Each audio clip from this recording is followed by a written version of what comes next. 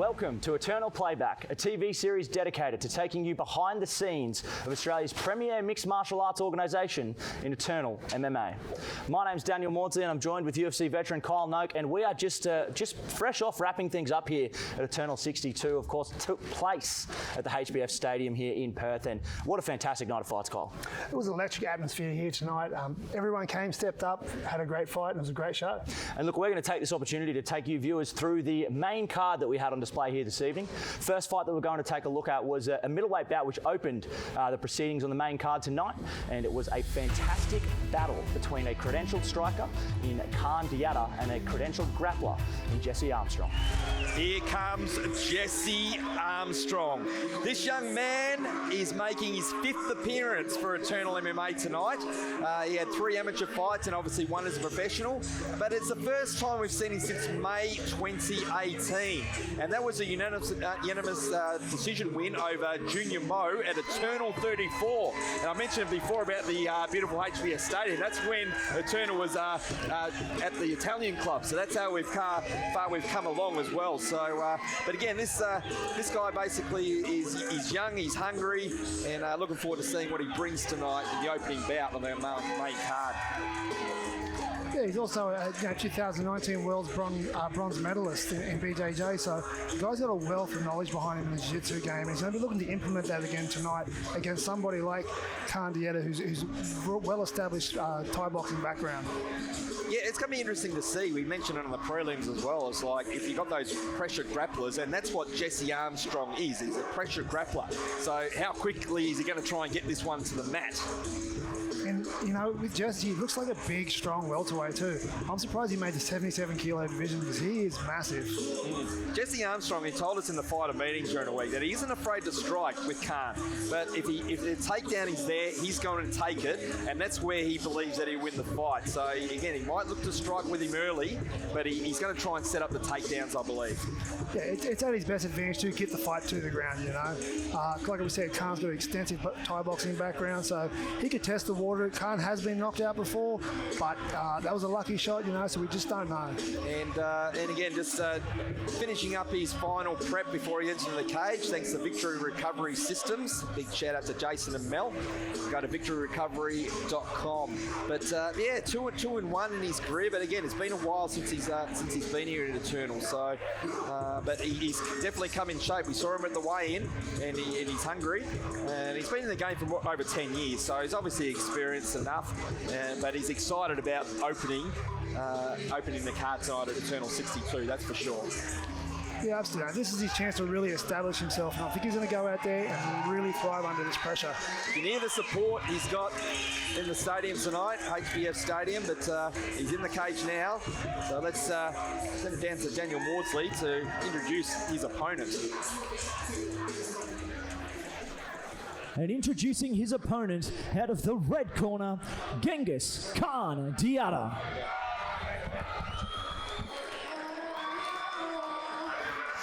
And here comes Genghis Khan Diatta.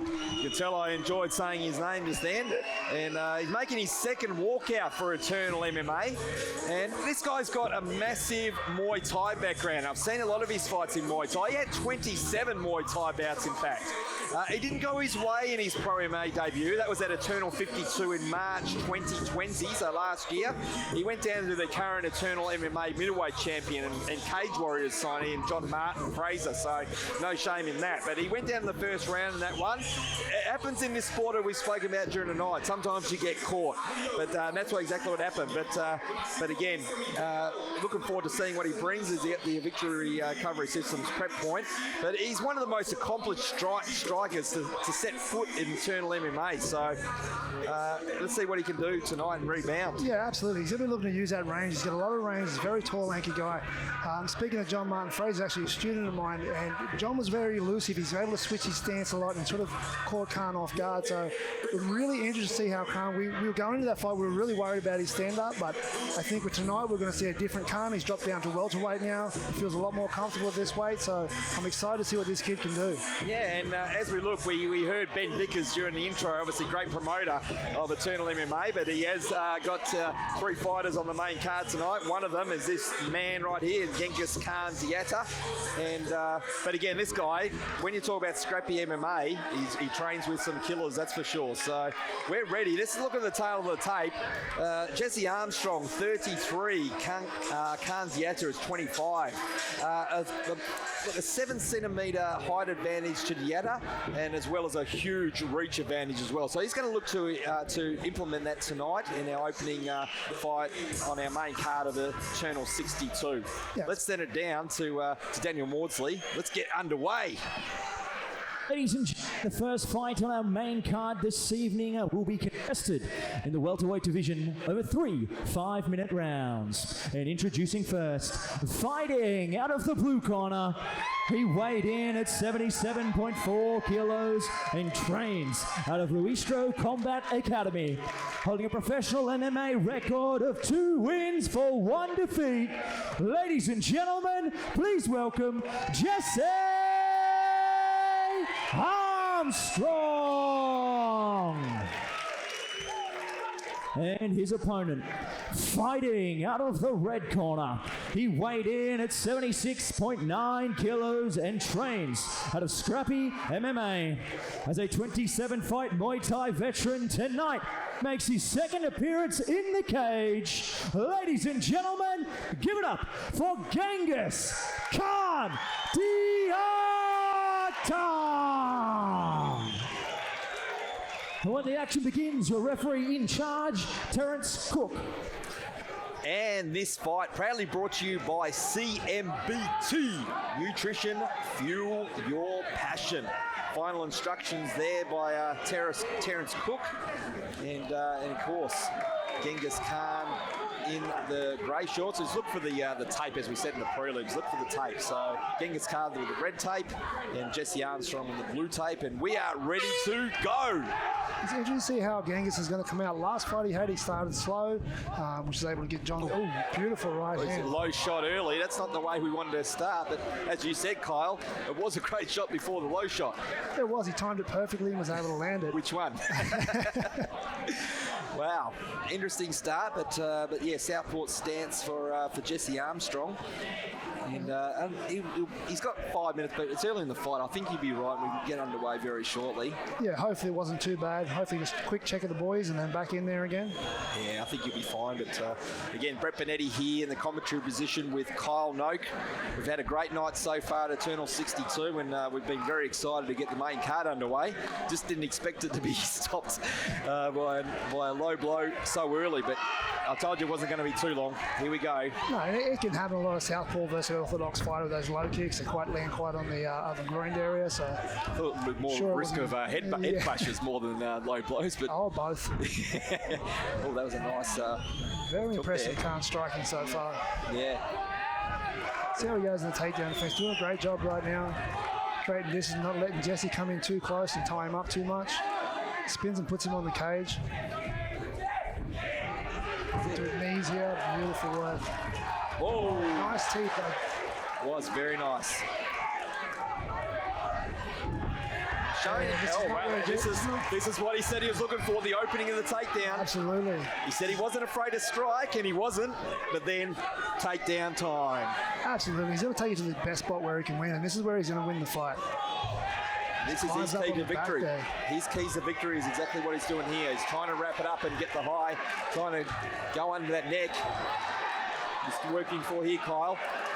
He's looking for that rear naked choke, but Khan's doing a very good job of defending right now. He's just trying to shake him off the back. He needs to untie that triangle, but it's hard. He can't reach down and untie it with his hands because he leaves his neck exposed. It's going to be hard to shake him off from this position. And he can't stand there and carry that weight all day either because that's a burden on his legs. And he knew the game plan coming in. So working with grapplers such as Rod Costa and Jack Becker out of Scrappy MMA, it's going to do him the world of good with him being in a position like this. Jack doesn't seem, Genghis Khan doesn't seem too worried there. He's striking from the back. Seems pretty calm for the situation he's in. He's high up. Carrying this weight is going to affect him later on in the rounds as well. He can't stand up here too long in this position. How about the legs of Jesse Armstrong as well? He's got a great body triangle there and then utilising that bottom hook around his leg as well. Yep. It's going to be very hard to shake him from this position. He's doing a great job now, trying to get under that chin, trying to work his arm under there. It's only going to be a matter of time. Here the crowd getting right into it. The crowd are looking for a submission. There it is. He's got it under the chin. He's in. He can get that hand behind the back to apply more pressure. I think this one is going to be over very shortly. And that's over. That's a tap. There we go. Jesse Armstrong with a rear naked choke early in round one. How happy is he? And Khan Diatta is devastated because he knew he made a mistake and he gave Armstrong the opening and he took it. Armstrong with a strong arm there around the neck. Beautiful submission there. He stayed composed on the back. He kept that body triangle. He knew he had him in danger. Beautiful submission. Very impressive. It really was. And he worked beautifully to get it as well. Romel Lustro there and knew that his fighter's done very well there. Disappointment on Khan's face, but he shouldn't be too disappointed. You know, he fought well. He was looking good up until then. He looked great on the feet, isn't it? Absolutely. And Jesse was true to his word. He said he's not going to be afraid. He's looking at the replay now, thanks to CMBT. Perfectly timed, T. Yeah. And this is where the takedown come after a bit of a striking exchange where Khan was probably getting the better of it. And he kept on working, as said, just had him tied up, and that's the end. His bats just fall to the ground, and the tap comes very quickly as soon as they hit the mat. Yeah, it was only a matter of time. He couldn't defend the arms. He can't see where the arms are coming from. It's only going by feel, so it was a matter of time. If that triumph body lock stayed, then there's no way he's going to shake him off. He's had to keep on defending. He was doing a great job at the start, but Jesse just too strong in the end, was able to creep that arm in and get the rear naked choke. Yep, goes up on the cage. He's very happy, and so he should be. Again, he gets to open the main card for Eternal 62, and he knows that the world is watching on UFC Fight Pass. What a way to make his statement. He absolutely did make a statement. And again, that's what I love about the sport as well, the show of respect from both fighters. And again, Scrappy MMA, great gym. As Josh Stella was in the corner, brother of Jack, who's Jack's hero as well, Josh Stella. So we're going to send it down to make this official. We'll send it down to Daniel Maudsley to announce this one in the books. So ladies and gentlemen, our referee has called a stop to this contest at 2 minutes and 26 seconds of round number one, declaring your winner by submission due to a rear naked choke in the blue corner, Jesse Armstrong.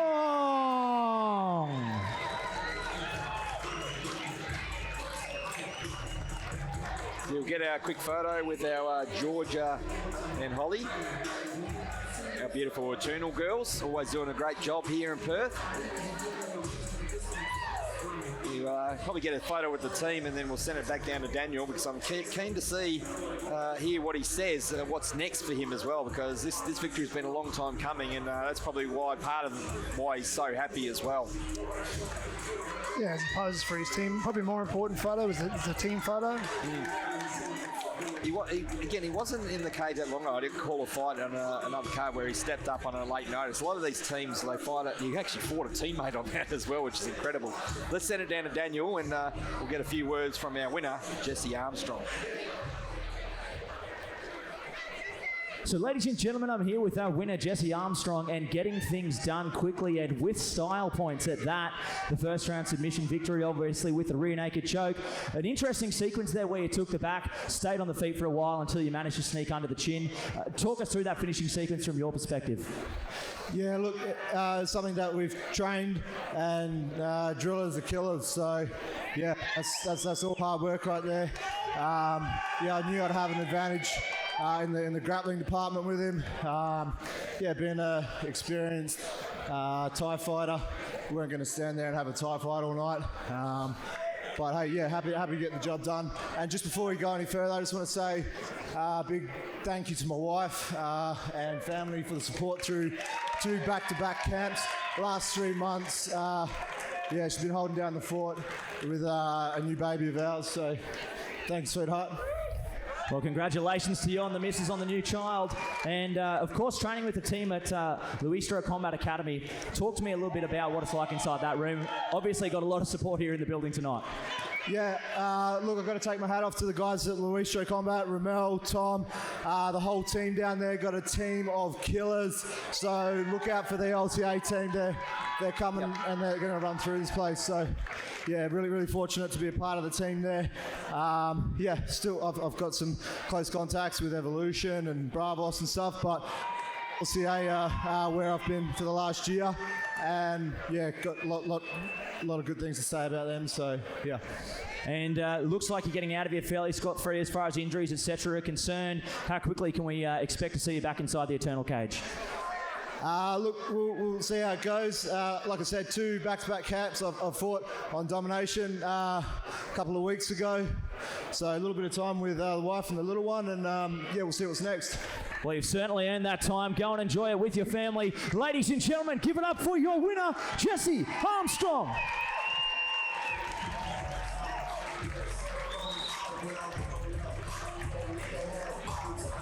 Congratulations to Jesse Armstrong, and he was just touching in his post-fight interview with Daniel then, just about he had back-to-back camps, and the interesting thing about that one is that and they're a tight-fit group at Astro Combat Academy as well, because his teammate, his opponent, fell out, and then he stepped up and they fought each other. Teammates fought each other on the main card of that one that I saw. It was a great fight as well, but to back it up, 2 fights in a row, to come out and do it in Eternal MMA, Eternal 62 as well, was a magnificent performance. And the game plan, as we look at more of the replay, again, this is where the beginning and the end was basically as soon as he got that takedown. That was his game plan, Kyle, and he did exactly what he needed to. Yeah, he said that was the game plan. He went out and did what he needed to do. Now he's got 3 things to celebrate. Now he can celebrate the birth of his new baby. He had his birthday, turned 34 on Tuesday, and now he can go home and celebrate the fight. Yeah, that's right. Turned 34 on Tuesday.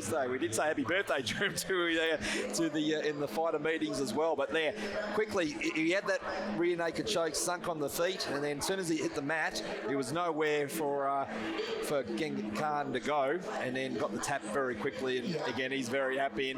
And again, when you get on the cage and at this stadium as well, you got to make the most of it. You're fighting in front of a full house on UFC Fight Pass, and he made the most of it. But looking forward to our next fight. We're off to a flyer straight away on the main card on UFC Fight Pass. Let's send it down to Daniel Maudsley, because I'm looking forward to this one coming up as well. So what an incredible performance there from the BJJ ace, Jesse Armstrong, getting things done. First round submission victory with the rear naked choke, Kyle. Coming into it, on paper at least, it was very clearly what seemed to be a striker versus grappler matchup, and basically that's how it played out. Yeah, Khan Dieta had his moments in the start of the fight. He looked good, he looked crisp on the feet, but Jesse just able to get the takedown and climb onto his back and really lock up that triangle around his body. And after then, Khan had no option. He couldn't defend the choke at the same time, so Jesse was able to lock up that rear naked choke and finish the fight from there. Yeah, so big congratulations there to Jesse Armstrong. Now moving to 3-1 in his professional career, and excited to see what's next. Interesting fact, Jesse actually medalled at Worlds in Jiu-Jitsu, so he is well and truly the top of the food chain as far as grapplers come. Next up, our second bout of the main card for Eternal 62 was a fantastic flyweight bout, which interestingly enough was actually a rematch between these two boys. They did the dance when they were amateurs, fought to a split decision, and that night it was Harve getting the judges' victory. So they're running it back here at Eternal 62, and Jack Hayes is the man on the other side of the cage, so here's some flyweight action for you. There we go, Jack Hayes making his 5th appearance for Eternal MMA tonight, and also one where he had 3 amateur fights and then one of the professional. This guy's a coffee roaster, again out of Adelaide, South Australia, and coming in this bout he's obviously 1-1, and he's coming up against, when I say 1-1, he's actually fought his opponent before. He lost by split decision in 2018 at Eternal 32, so a bit of a case. He thought he actually won that fight, but he didn't get the judge's decision. Again, it was split, so it was obviously very close. But a bit of revenge on the card, but he gets to do it on the main card at a bigger platform. Absolutely. Going into this fight, he has fought this guy before, so he does know what he can do. He knows where he can improve, what he had to do to improve the fight, and I'm sure he went back and worked on all aspects. But with every rematch we have, a guy like Harve, he's going back and he's also working as well. So it's going to be an interesting matchup. Jack Hayes says he trains with, in his opinion, one of the best grapplers in Australia right now, and Declan Moody. So, it'd be interesting to see where this fight plays out and where it's going to be won. Yeah, exactly. Out of the M16 fight and fitness camp out of Adelaide in Australia.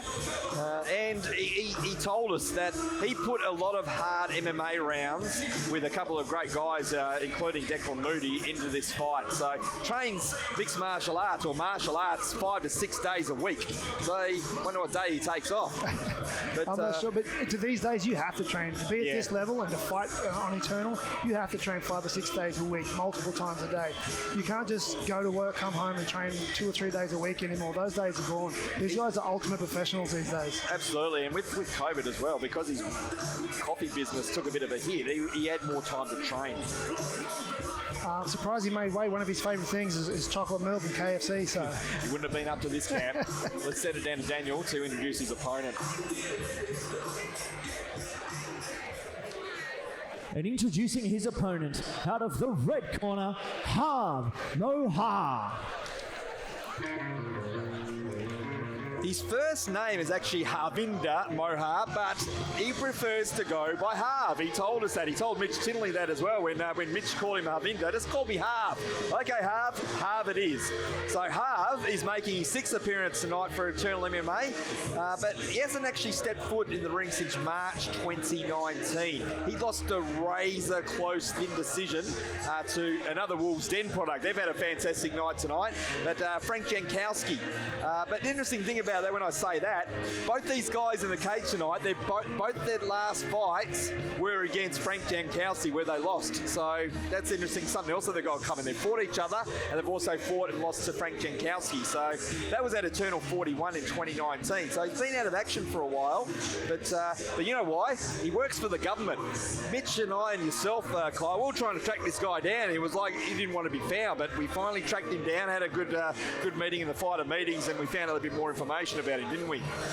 Yeah, he's a hard guy, but we've got him, and you look for Harve to come in and set a pace in this fight. He's really going to push the pace and try to beat this guy. Like, they've fought before. He knows where he can win, like I said earlier. I think he's alluded to that with the pace he has to set. He has to set it strong and go out to start and really implement his game plan. Yeah, and you see the 0 on his record, because those 6 fights that I was talking about, or 5 fights, making his 6 tonight, were on the amateur ranks. So making his professional debut tonight. And obviously based out of Singapore as well, or born in Singapore. He lives in beautiful Perth, Western Australia at the moment, where he's loving it. So another strappy MMA product. So not a great start for them. They obviously usually a lot of winners. They've been on a tear since Jack Della. Talk about Jack Della soon. As we look for the tail of the tape, both guys still in their 20s, but Harve has a 10 centimetre height advantage and a 7 centimetre reach advantage as well. So as we said, some of these guys look to use those advantages, but I don't think that Jack Hayes is going to be worried about that one bit. Yeah, Harve has mentioned he doesn't think that Jack can hang with him for 5-minute rounds. So it's interesting. Both these are coming up to pro division now. They can get in with the big boys now, and they can get in there and really prove that they've got what it takes. Yeah, and we saw our opener obviously was ended in the first round, but again, we were just calling a lot of fights in the prelims that were all 3 minutes. Again, all our rounds in our main card are for 5-minute rounds. So this one's scheduled for 3 5-minute rounds, and looking forward to it. Let's send it down to Daniel Maudsley. He's keen to introduce these guys. So ladies and gentlemen, the second fight on our main card this evening will be contested in the flyweight division over 3 5-minute rounds. And introducing first, fighting out of the blue corner, he weighed in at 56.9 kilos and trains out of M16 Fight and Fitness, holding a professional MMA record of 1 win for 1 defeat. Ladies and gentlemen, please welcome Jack Hayes. And his opponent, fighting out of the red corner, he weighed in at 56.4 kilos and trains out of Scrappy MMA, holding an amateur record of 4 wins and 1 defeat. Tonight, he makes his professional debut. Ladies and gentlemen, give it up for Harve Mohawk.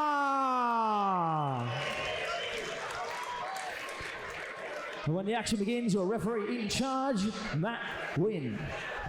As Matt Wynn giving the final instructions of both guys. This fight proudly brought to you by Victory Recovery Systems. Go to victoryrecovery.com. We've got some great items there as well. Big thanks to Jason and Mel, who are doing a great job at our Victory Recovery Systems preps area as well. But here we go, round 1 of this one. It's Jack Hayes taking on Harve Mohawk.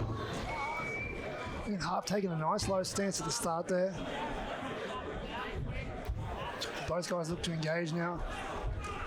Interesting movement early on, isn't it? Yeah, he's got that front leg's getting straight on him. He doesn't want to do that too much because Jack Hayes will take advantage of that and really belt that leg.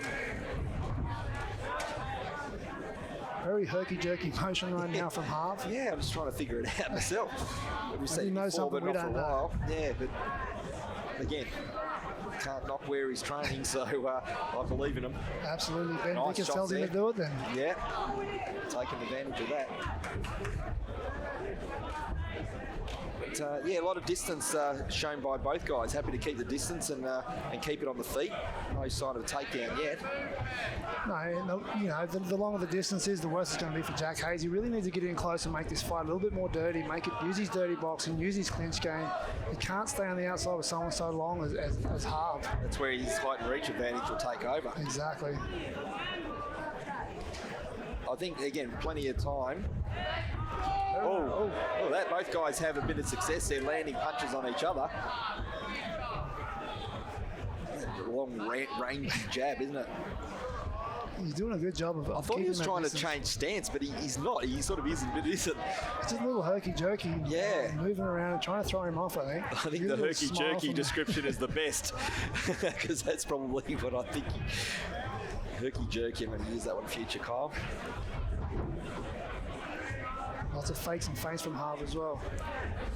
Oh, that's a nice Jack punch wins there the by shot. Jack Hayes. That's what he needs to do. He needs to get in there close and use his strikes a bit more. Can't strike from a distance with someone who's got that reach on him. Yeah, I thought it would have been. We would have tried to bring it a bit early, but also try and use those leg kicks as well. We've seen how damaging they've been late in MMA fights, and especially the catch way a guy, isn't it? and the way Harve's moving too, he's open for those leg kicks. Yeah. See that leg sometimes goes dead straight, like it did just then. He slipped on it, but it goes straight. And as soon as it goes straight, if he can land a leg kick on there, it's going to be a long night for Harve. That's where Jack Hayes needs to take advantage of that. And there you go. Oh, nice beautiful punch there by overhand Jack. right. Another And one. again. Towards the back of the head, but hey, Yeah, it's very hard to get it. I know. Hayes moving forward like that. it's not one of those on purpose things. No.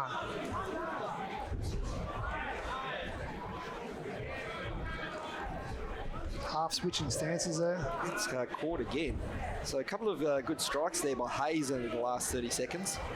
Hayes is starting to look a lot more comfortable in there now. He's really exploding when he comes in close. I think those leg kicks are making a difference for him. And as you said, Kyle, that's a lot of the thing about these fights is who settles quickly first. Yes, there's also an initial feeling out process, and then once the nerves and all that die down, you get a bit of adrenaline dump, and then you get back into your groove. A couple of those leg kicks might be starting to show because he had a bit of a limp there, didn't he? It's hard to tell. Yeah, he's again, did you say herky-jerky? Yeah. Yeah, just bobbing up and down, and I think he's just trying to confuse Jack Hayes, and it might be working because he's not using the leg kicks with the opportunities that he's had. He's landed a few good strikes. He's also susceptible, though, to a teep right up in the middle to the face as well. He's bending down a lot. He's bent over at the hips. So you have to be careful of that. But Jack Hayes lands another good shot. Really attacking that front leg, making Harve want to switch stance.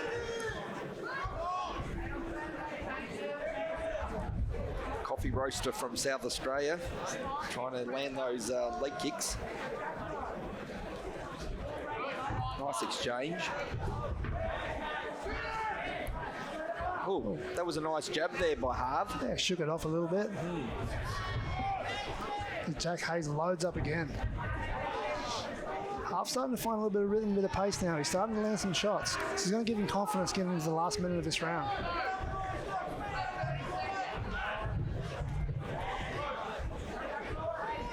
Nice movement there by Jack Hayes, but Harve again got interesting movement. The leg kick was a bit telegraphed.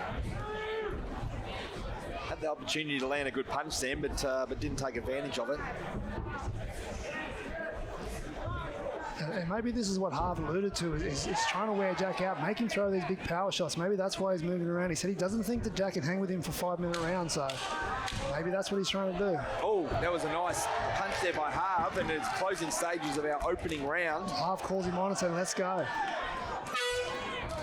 What is it about that clapper? They see it as like, oh, quick, end of the round, I've got to make a statement, because they see that the judges are looking, and then they've got to make that last statement about what they remember last. Exactly. In a close round, it's that last 10 seconds. You know you can go all out. You know you've got 10 seconds. You're not going to overexert yourself, so you've got 10 seconds to really pour it on and make a statement for the judges. Yeah, I mean, that first round, again, I thought that Jack Hayes landed a few good leg kicks, but I think he had the opportunity to land more, and I think that the movement of Harve was probably more confusing him, maybe.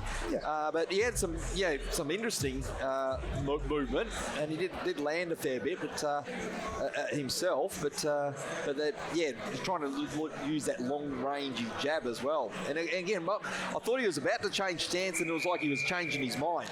So it'd be interesting to see what sort of advice Jack Hayes' corner got with the motion that Harve's using. So how they approach his next round would be interesting to see. And we're about to enter round 2, scheduled for 3 5-minute rounds. Our second fight on our main card of Eternal 62, the touch gloves. The same sort of movement, and let's see whether Jack Hayes can take advantage of the distance.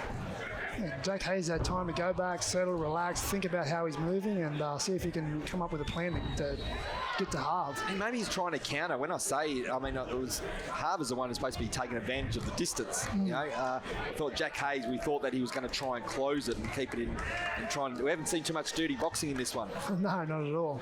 Both guys happy to stay at that range. No one looking for a takedown as Hayes lands a nice right hand there. That's what he landed a couple of times in the opening round, and maybe that's what he's looking for. He maybe sees an opening there.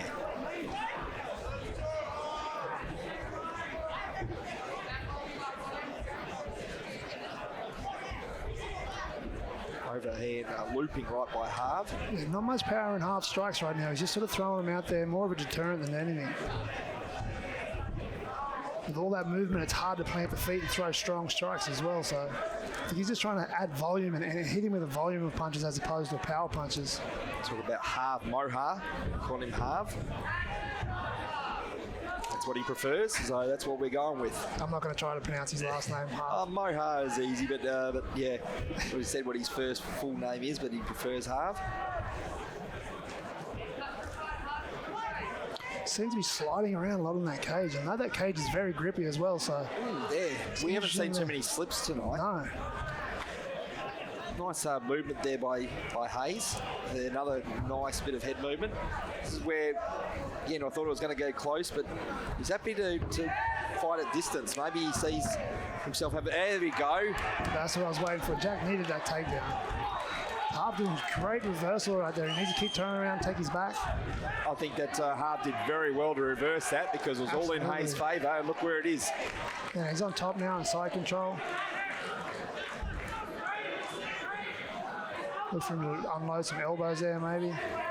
And as we remind our viewers that He switches they've to fought, north-south. again, and they fought in 2018, and so we'll see how they're familiar with each other. They've also got familiar opponents. Their last fights were against the same opponent as well, but we're heading in that sort of Beautiful direction explosion. again. Very nice there by Jack Harve. Hayes exploding well out of that. Timed that perfectly. He waited for Harve to open up a little bit and throw a strike and time that get out perfectly. I think Harve will be disappointed with that because he had an opportunity to keep it there and he didn't. So I'd like to see Jack still take it down to the ground again. I think he can do better than that. he pretended to have a good head movement. He got caught then. Absolutely.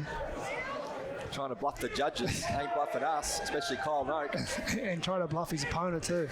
Most of the times when guys shake it off and say, no, it didn't hurt, it hurt. That's acknowledgement, really, isn't it? Yes.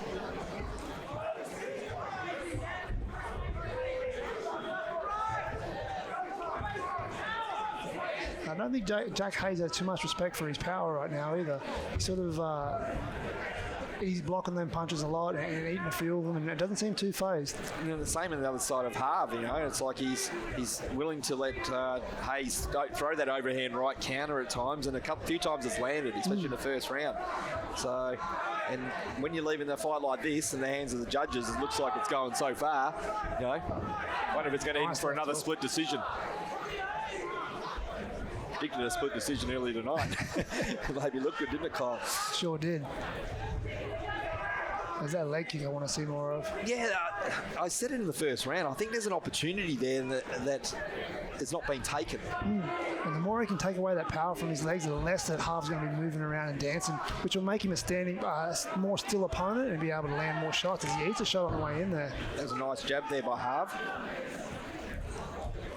Nice, he's getting a few shots in there. Oh. Unfortunately, he said, no, I didn't get him low. He was going to go in there if Matt Wynn didn't come in.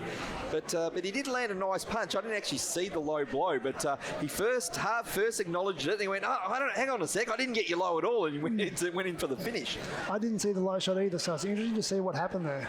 This is a great part of it that Matt Wynn is obviously a very good ref. He has had a very good night tonight, Matt Wynn. Absolutely. But yeah, those jabs are starting to get through. I said you see the little black eye starting to form underneath the right eye of Jack Hayes. But yeah, I thought he had a few good moments then, Harve, and I thought I was about to ask you because there's been a lot of movement so far in this fight. It's like, how does that go with the cardio? Not so many power shots, and we see the replay now. He's covering up. I didn't see a low blow. No.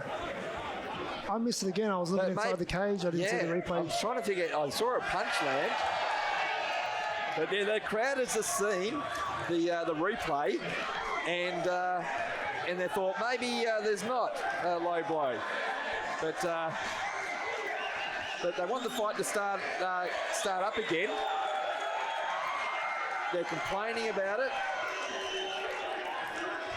but Matt Wynn still, he's called it a low shot, and we can't use have the use of replay here, so he's probably egging Hayes to, hey, I think we're going to get started again, and that's done the right thing. Yeah, exactly. You have to give the benefit of the doubt in that sort of situation. I didn't see it. I'm sure the ref's got the best view out of all of us, and he saw it, so he wouldn't have given the time if he didn't think there was a low blow.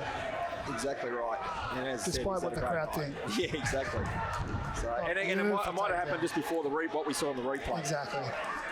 Oh, downward elbows, and this is what Hayes wanted, but not the elbows part. He wanted to get the takedown, but they were nice elbows. Yeah, nice striking from the back there. You don't see that too much in MMA. A lot of the guys on top usually get the dominant striking position, but Harve's doing an awesome job there of striking. Still got the back, Jack Hayes. Nice knees to the thighs. That'll take away some of his movement as well.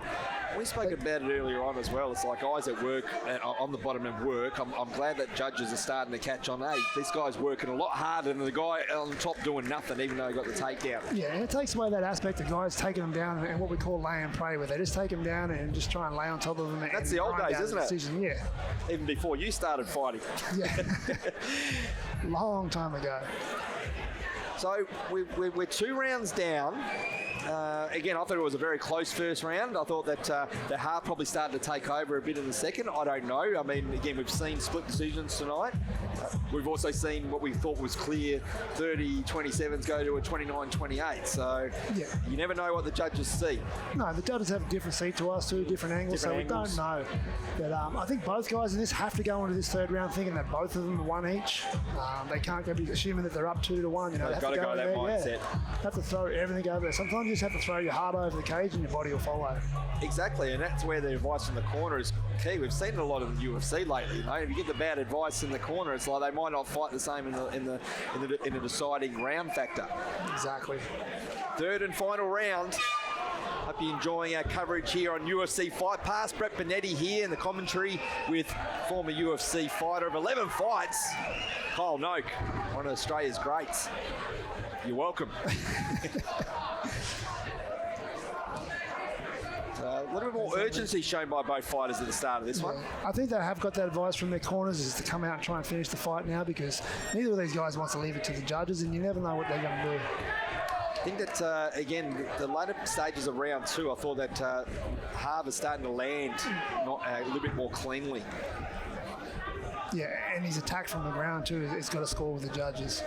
I think that the black eye on Hayes is sort of proving that. Oh, he sort of winced then. The nice punch got there through by Harve, and I think that's what... Oh, he's showing some pain on that leg as well. Yeah, that's what he needs more of. We've said all fight that he's had the opportunity to go leg kick, but hasn't used it enough, and maybe because of the awkward movement. Herky-jerky, Kyle. The herky-jerky movement. That's it. He needs to take advantage of that leg. He saw that he's winced and he saw that he's battered with it. Yeah. Harve starts Crowd turning get into it. They now. sense it. They sense the opportunity here for Harve. But again, I think that Hayes has still got a bit of power and get him on the counter. He needs to be careful here. And there's that wrestling. Oh, nice. Beautiful takedown. Very nice work by Jack Hayes. And he needed that in that round. He needed that badly. Because I thought the round was going so far for Harve, but I think he's turned around. He's got an opportunity here, but as you said, Kyle, the lay and pray, he can't do that. He's got to work. He has to do something. He can't just lay down on top of someone these days. Nice work Harve by doing an awesome Harve. job. He's going to give up his back here. That was beautiful. Hayes has a nice seatbelt there. It's hard to get out of. Look at that. Harve does it though. Beautiful That's great work. And that's the training of Scrappy MMA of who's got in his gym. If you don't have those guys there, he wouldn't be able to do that. Absolutely, you know. Oh, nice punch there. Leading right hand. I think Harve's really taken over this round. Yeah, I think this is the part in the later stages of round two. But this is what he needs another takedown. Oh, he's got reversal there. Thought there was a mission chance there, but nice work by both fighters. Seen a little bit fatigued with Hayes as well. Yeah. I think Harve was definitely onto something. This fight has come to life in the third and final round. Harve looking for the He's finish hurt. now. I reckon he's hurt. But maybe he was just looking for the takedown, but he's giving up his neck. Oh, look at that. Going for a guillotine, Kyle. I'm not sure he's got that wrapped up though. He hasn't. Very risky move there by Harve. Going for it and sinking in is a totally different story, as we just saw. He just had the one arm around the neck, so virtually near impossible for him to get that submission in the position he was in. And again, he probably senses that Hayes is a bit tired because otherwise I don't think he would have gone through it like that. Absolutely. Harve in a great position now. Those elbows. He needs to get a little bit more space between before he throws those elbows though. He's raising his knee to hopefully prevent that full mount because it might be there. Oh, look to Harve to trap that right arm of Hayes as well. And then we can really unload with some ground and pound, some strong elbows. That arm's there, he just needs to cowtail it and have free reign.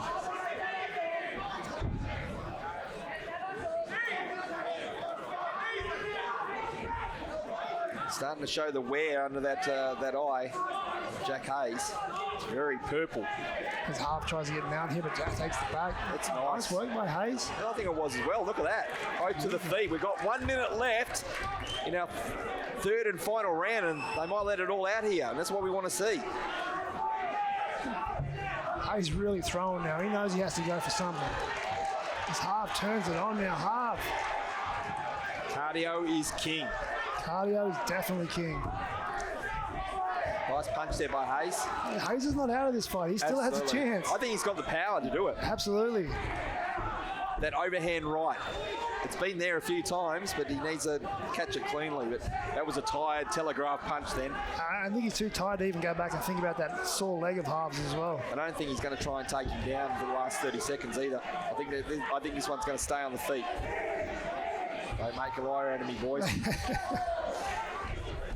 He's gone for a takedown, but it was very tired one. Oh, that's a nice punch. More of that. Final 10 seconds. Both guys now just letting it all go. 10 seconds to go. Let's see what they've both got.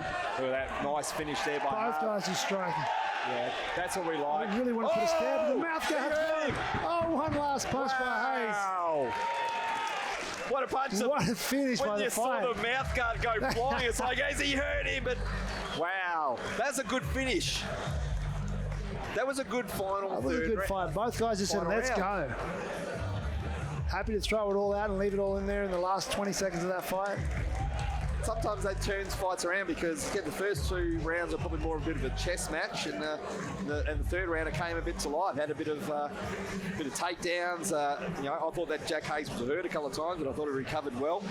But I thought that the speed and the movement in the third round was probably the difference. But it probably all goes to how the judges score the first 2 rounds. Exactly.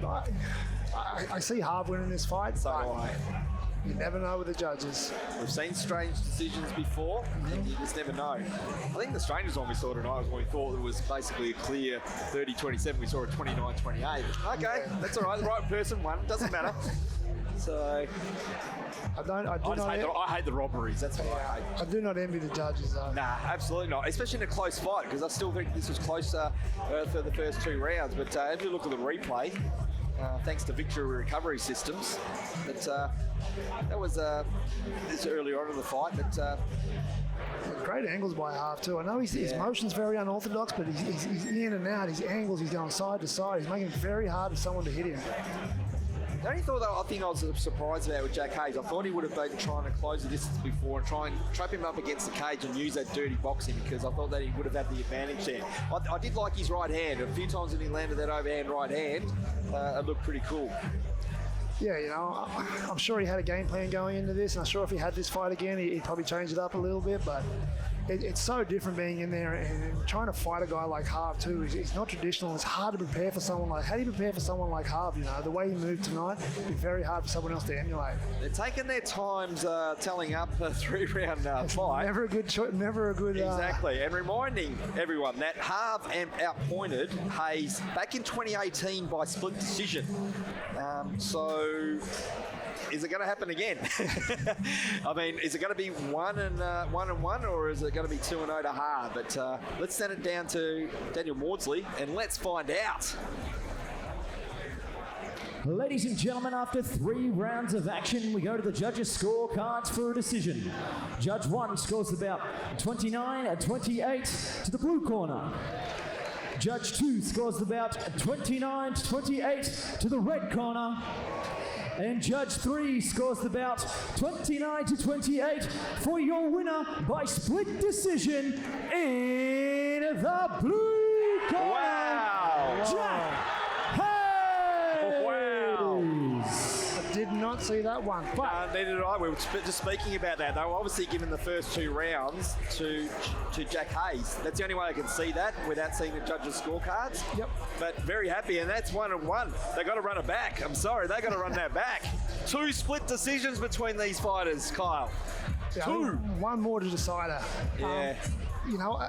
As much as Harve was moving in the first round, I don't know if he was landing the majority of the shots. I think Jack was landing the power shots. He was landing he was more composed. I agree. I think that's what the judges might have went off, but yeah. I thought in We're round not 2, judges. exactly. And I thought round 2 was still pretty close. I thought that rounds 1 and 3 are the easiest ones.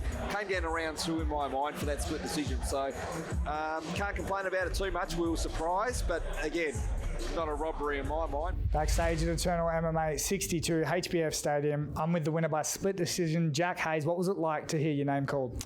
It was relief, man. It was a relief, mate. Yeah, obviously, Harvinder and I have had a fight before as an amateur, and it was a split decision the other way. So to get one back in the same fashion is pretty rewarding. Although I would have liked to got the finish. Now, Harve has had a bit of work done on his knee. I know that you started out early with the leg kicks. Did you know this information? I felt one land pretty damn good, and I pointed at it in the first round. I was like, that one hurt you.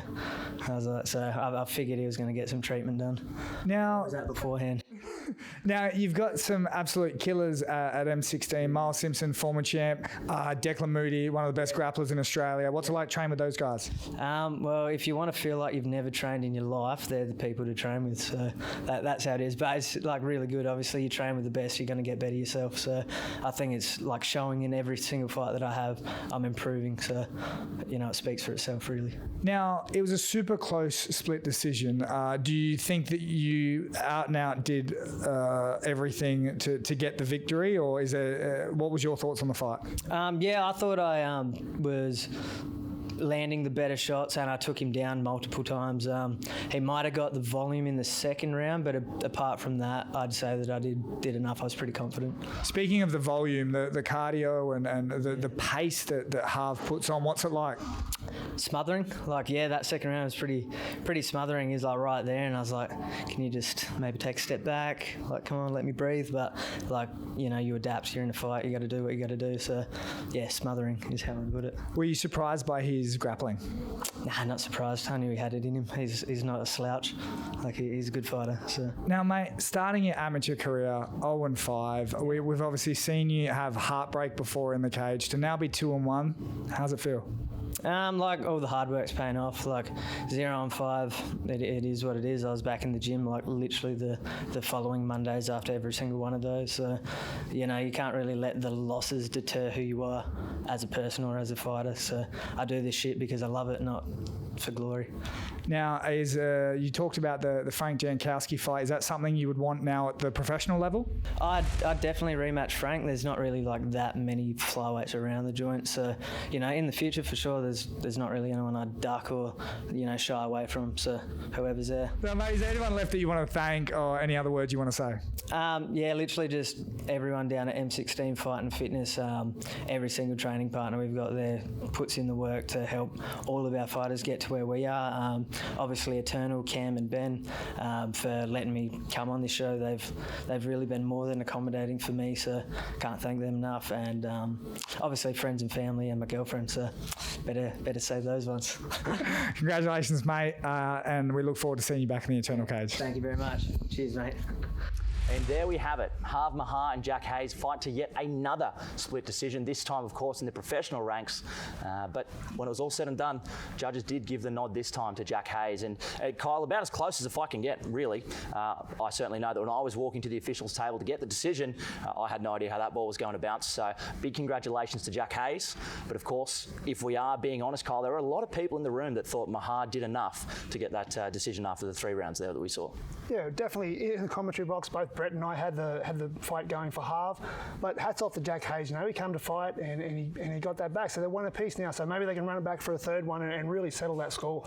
Yeah, so 2 split decisions between the boys and a fantastic fight nonetheless, regardless of the winner. The co-main event at Eternal 62 saw a fascinating matchup between a credentialed veteran in Nico Flessis and an up-and-comer that many have their eye on in the lightweight division in Quillan Salkild. So have a look at how this one went down at 155 pounds. You can tell by the sound of the crowd here at the beautiful HBF Stadium in Perth, Western Australia. Here comes Quillan Salkild tonight, making his 8th walk. Yes, that's right, 8th appearance at Eternal MMA. 6 of them were as an amateur, 1 professional, and basically, I think he's going to look to initiate the grappling tonight, despite being favoured on his feet. That's what he told us in the fighter meetings, which I found intriguing. I'm not sure about you, Kyle. Yeah, 8 fights at being 21 years old. This guy's got a lot of experience for him from being so young. He's got a tough fight against him tonight, but I'm sure he's well prepared and well trained, and I can't wait to see this fight. Yeah, his last fight, even though that loss bothers him, he believes that that it made it a better fighter. And you as a fighter, it's like, again, I've heard it so many times over fighters, like losses sometimes make you better. And that's the attitude that Quillen is taking into this fight tonight. You always learn more from a loss. When you win a fight, you don't really evaluate yourself as much. When you have a loss, you go back and look at every little thing, every little detail leading up to the fight. Did I do this right? Did I do that right? When you have a win, you just assume you've done everything right. So sometimes, as bad as a loss is, it's not good for you, but it's good for you to reevaluate and see where you're at. Yeah, another product of the Lustro Combat Academy. Big shout out to Ramel, who will be in his corner. But yeah, we're just talking about that loss. That's the only loss on his record, which was to a BJJ black belt, mind you, a Pablo Torreobla. No shame in that, but again, it still bothers him. He wants to pick Nico Flesses apart tonight on the feet while controlling the bout against the cage. So that's what he told us. But again, he's got a lot on the line tonight. He's risking a 0-2 start, which he definitely doesn't want to do. But he is young, so that's what's on his side tonight. And I did make a mistake. He's 8-3 as an amateur and 0-1 as a pro, so he's actually got 12 fights. So yeah, exactly. Someone 21 and having that many fights, you know, he's well experienced. The Perth fans know exactly who he is, and we've seen him several times, obviously, at Eternal. But again, he's looking to get, you know, his first professional career win at Eternal. So let's send it down to Daniel. I'm looking forward to this one. And introducing his opponent out of the red corner, Nico Flesses.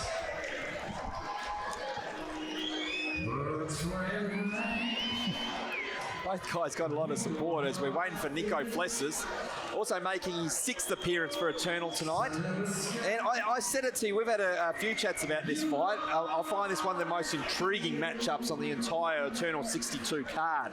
The question, again, is Nico going to be able to keep his career alive, competitive career, or will Quillen be able to walk this one down and let others do the talking for him? So, again, he feels that this is a very bad matchup for his opponent. He thinks that he's got it all over him and doesn't think, he didn't say he doesn't earn to be in the cage with him, but he's basically saying that he's too experienced to be in there with someone like himself. So that's probably showing a lot of confidence in his statements.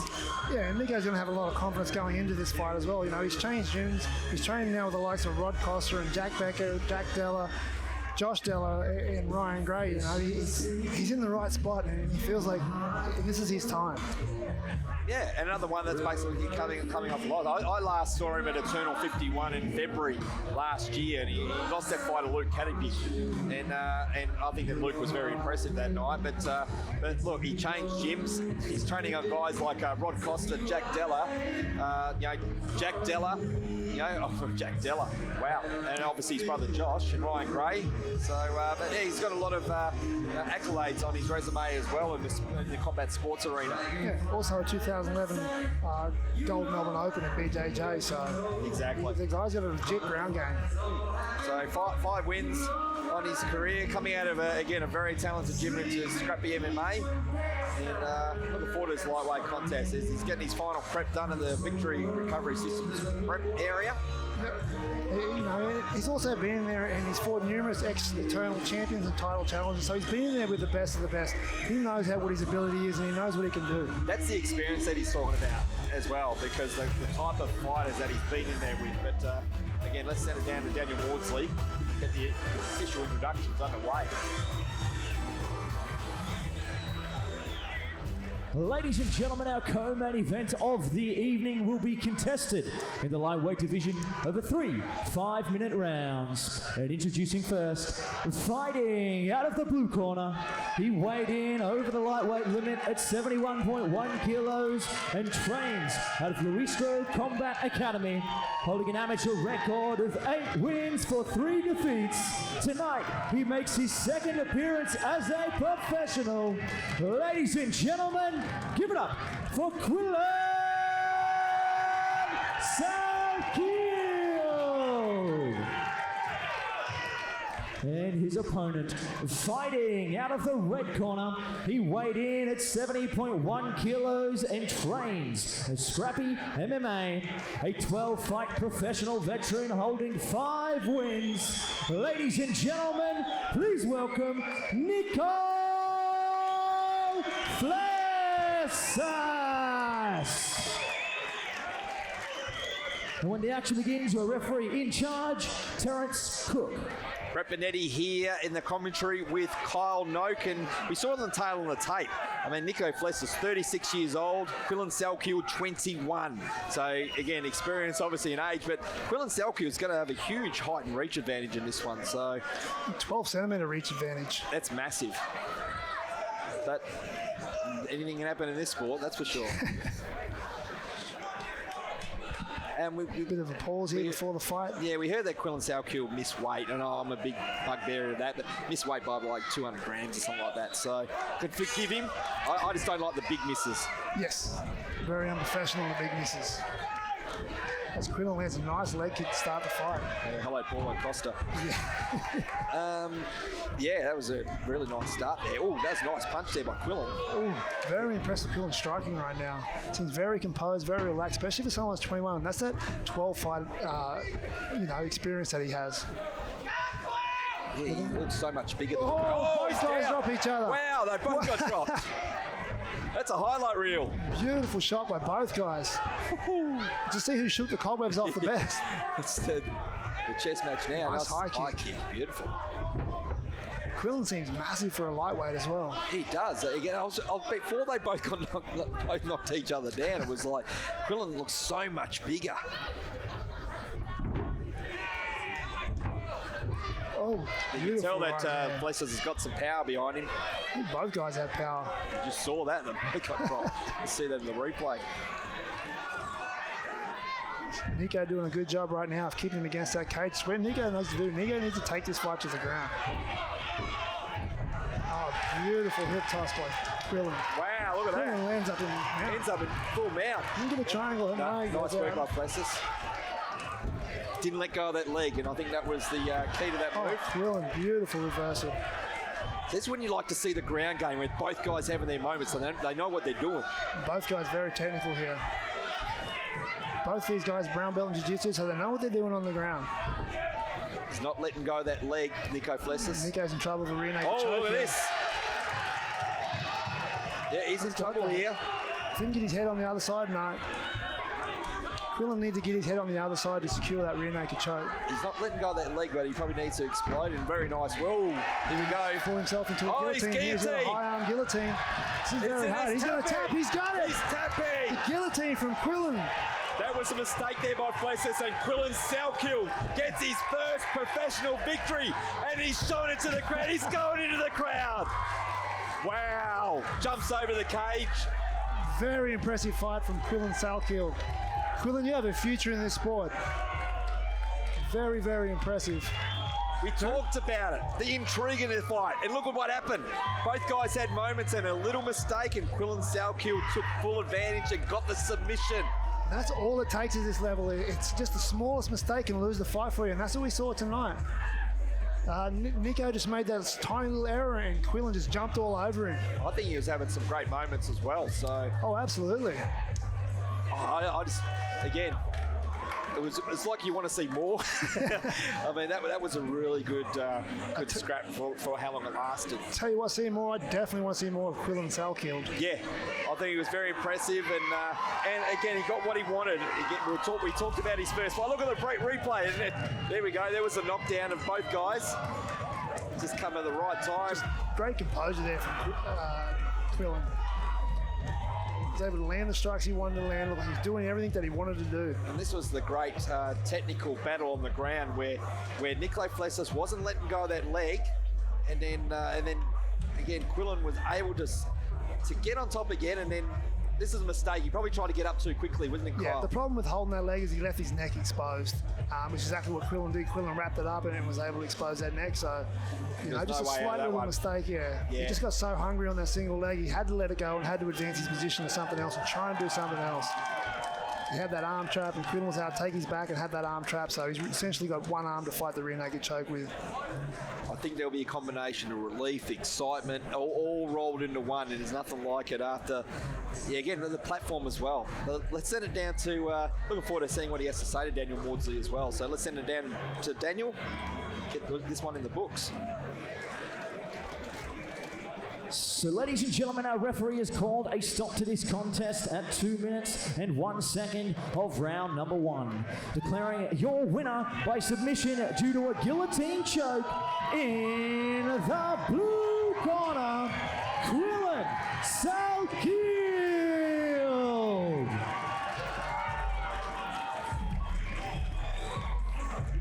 I think it's a combination as he gets his photo with a beautiful Georgia and Holly. I think it's a combination of relief and happiness, and that he got it done. This is what he wanted, and he got it done. I think he just put every lightweight on notice as well. The way he performed tonight, I think he's going to be gunning for that strap. So It's a fight that I think that a lot of fighters are going to look at that and go, gee, I don't want to get in this right now with this kid. I don't want to get in there with that kid. I wouldn't like to train with him. Taking a couple of photos with his team. Let's send it down to Daniel Maudsley. I'm keen to hear what he has to say after a great performance tonight at Eternal 62. So, ladies and gentlemen, I'm here with our winner, Quillen Salkield, and just an incredible performance for the 3 minutes that that fight lasted. Obviously, we saw the finish with the guillotine choke, but before we get to that, some of the exchanges on the feet looked heavy on both ends, and it seemed at one point there was a double knock. Were you hurt at all when that left hook landed from Nico? Oh, it was just a stun. You know, first clean hit of the fight usually stings a bit more than the rest, so yeah. Well, credit to you. You recovered beautifully, and then obviously the scramble that we saw on the ground was fantastic, leading to the guillotine choke that you finished in mount. Talk us through that finishing sequence from your perspective. Yeah, the guillotine, especially from mount, is probably my favourite submission to get in jiu-jitsu. So yeah, I've drilled that thousands of times.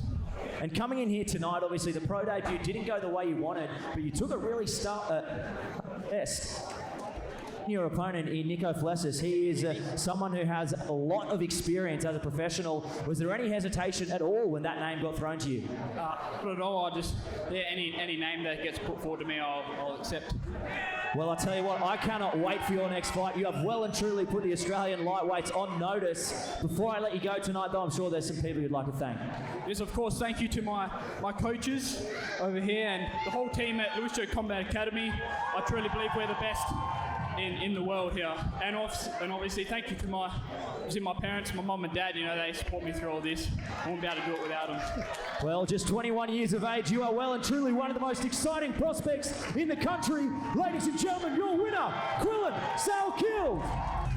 Great interview there with Daniel Maudsley, with Quillen Salkield, and a magnificent victory. I'm very happy for him as well because, again, I saw his professional debut. He was really disappointed.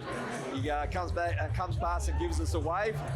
Yeah, there he is. So, yeah, he was very happy. He'll be very happy with that call as well, I might add. But yeah, I mean, again, it was just when they both dropped each other as well. Looking forward to seeing the replay shortly as well. But they dropped each other. It was a technical battle. Here we go. Here it is here. Yeah, so that was nice. It was actually more of a nice punch there by Flessis. Yeah, I think Flessis landed the cleaner of the strikes. Yeah, exactly, but he took it very well. Awesome wizard, awesome control there. This is what I loved. I love the ground game from both guys. And as you said, one mistake, that's all it was. One mistake by Flessis, where he probably hung onto that leg too often, Here left his neck just open. holding that leg too long, exposed his neck, was able to take the back and trap that arm. And like I said, he leaves him with no option, but he can't defend that neck anymore. So. No, and this is where the tap comes. Oh no, he's going to obviously flip it over. And that's when the tap comes, and it wasn't too long after that, and it was a magnificent victory. And looking forward to seeing. He can't wait to get back. You can tell. Yeah. The combination of relief, excitement. He jumped over the cage, ran over to his friends and family in the crowd. The crowd up here at the beautiful HBS Stadium were absolutely very loud and excited for him, and looking forward to seeing what he does next. And I think that a lot of fighters are put on notice tonight. Anyone relatively new to the sport not going to want to mess around with Quillen Salkield too soon, that's for sure. Yeah, definitely. And Daniel Maudsley said it as well. Like every lightweight to be on notice. That everyone's going to be watching that kid, and being so young, only 21 years old, you can tell he's so young. He's thinking his mum and dad's still in the cage. Yeah, and again, they've had a good night as well. Lustro Combat Academy as well. So very very good, and you can tell what he went back and worked on as well from his last fight. So again, it bothered him, but he learnt from it, and it showed that he learnt from it, from what he did, and the performance he put on tonight was magnificent. He got to do it on UFC Fight Pass. The world get to see it. I could not see a flaw in his game. Like he did get clipped, but he clipped him at the same time. So, if he worked on what he worked on it phenomenally, because I could not see one part of the game where I would have saw him actually be able to improve on. So, take my hat off to Quillen. Exactly. After your submission loss, you went straight back into the grappling. Nico's a brown belt himself. You did not shy away. Talk us through getting the guillotine finish. Yeah, well, that guillotine is from my favourite submission to get in the gym. So I've hit that plenty of times, and attacking on someone that's not suspecting it now it was good to get. I knew it was done as soon as I grabbed my fingers. I knew from there I was like, this is done. And you could see it as soon as you got that high elbow and you rolled him over. It was as good as done. The striking, though, I want to talk that you did not have. You had that left hook. You did not have that left hook power before. Are you starting to feel like you're getting? I mean, you're 21. You're starting to get that man strength. Are you feeling that in the gym? Yeah. I'm definitely feeling that. Yeah, I definitely feel. I'm getting a little bit bigger in size, and yeah, the strength is coming with some maturity. Now, one of the greatest sequences we saw in that fight was essentially a double knockdown. How hurt were you? I wasn't that hurt. It was just a stun. But it did get you? Yeah, it did get me, yeah, just a stun. As soon as I dropped and come back up, I was back to 100%. I think it was the same for Nico. It was like the first clean shot of the night, and that usually stings a bit more than the other shots. Now, the last time we left you, obviously, losing to Pablo Torrealba by rear naked. What did you have to do? Did you have to go reevaluate? What did your head coach, Ramel Luestro at Luestro Combat Academy, what did he say to sort of get you back on track? No, it was, that fight was more, it was a lot of like just tactical errors in the moment. I knew I had the skill set to beat him, but obviously on the night it wasn't my night.